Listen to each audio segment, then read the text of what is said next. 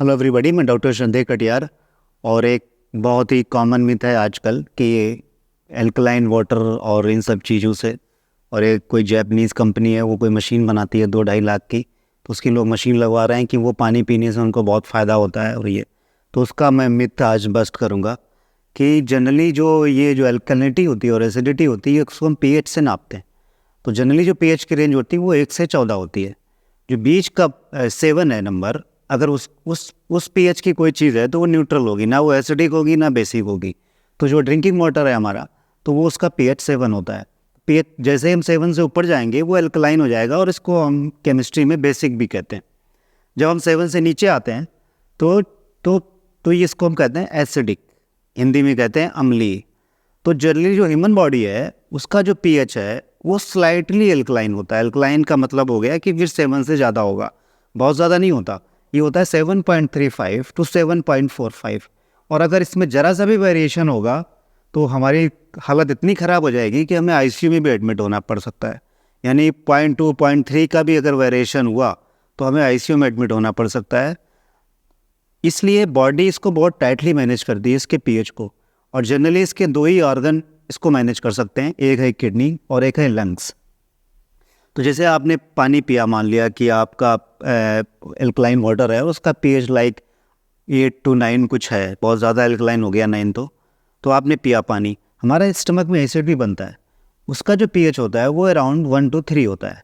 तो जब भी आप पानी इस तरह की कोई फूड लोगे एल्कलाइन या कोई पानी पियोगे तो वो स्टमक के थ्रू ही जाएगा, राइट। तो जो पीएच है, थोड़ी सी मैथ समझाता हूँ। पीएच है ना, एक तरह की लॉग वैल्यू है। तो जितने भी यहाँ पे मैथ पढ़ने वाले लोग हैं वो समझ गए होंगे कि लॉग वैल्यू क्या होती है। तो लॉग वैल्यू में जो भी 10 की पावर में होता है वो नंबर हो जाता है।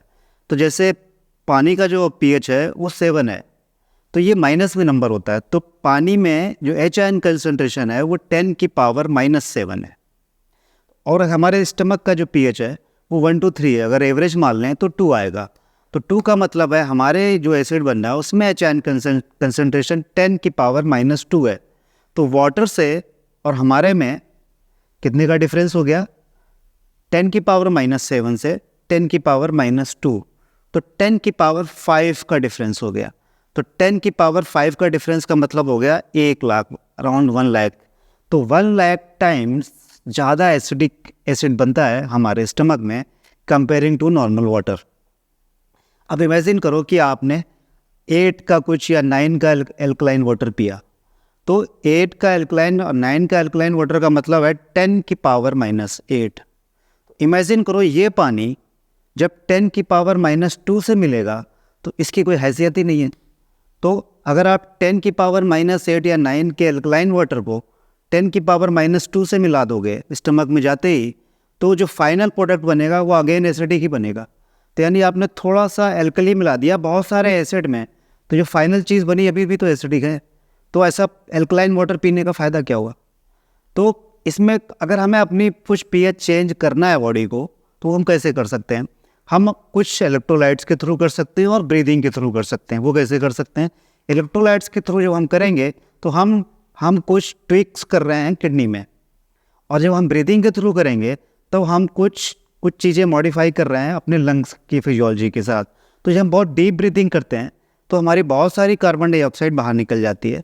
तो जब कार्बन डाइऑक्साइड बाहर निकल जाती है तो कार्बन डाइऑक्साइड और पानी मिलकर कार्बोनिक एसिड बनाते हैं H2CO3। H2O + CO2 = H2CO3।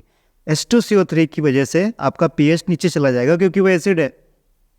और जब आप बहुत सारी कार्बन डाइऑक्साइड बाहर निकालोगे या थोड़ी बहुत निकाल दोगे तो कार्बोनिक एसिड का जो कंसनट्रेशन है वो कम हो जाएगा। तो दैट मीन्स आपकी जो एल्कलिनिटी है वो बढ़ जाएगी और एसिडिटी कम हो जाएगी। तो इसीलिए अगर आपकी बॉडी को एल्कलाइन बनाना है तो बेस्ट मेथड क्या है कि आप डीप ब्रीदिंग करो। पानी पीने से कुछ नहीं होने वाला, आपको डीप ब्रीदिंग करनी पड़ेगी। दूसरा क्या करना पड़ेगा? अपने किडनी या गुर्दे की तरफ हमें जाना पड़ेगा। तो बहुत सारे इलेक्ट्रोलाइट्स हैं जो अगर उनका बैलेंस प्रॉपर है तो वो आपकी जो किडनी है, आपकी जो बॉडी है उसको थोड़ा सा एल्कली बना देगा। जैसे आप लोगों ने, बहुत सारे लोगों ने देखा होगा कि जब हमें स्टोन हो जाता है, ये यूटीआई होता है, तो डॉक्टर जनरली पोटेशियम और मैग्नीशियम के सिट्रेट्स इस तरह के इलेक्ट्रोलाइट देते हैं।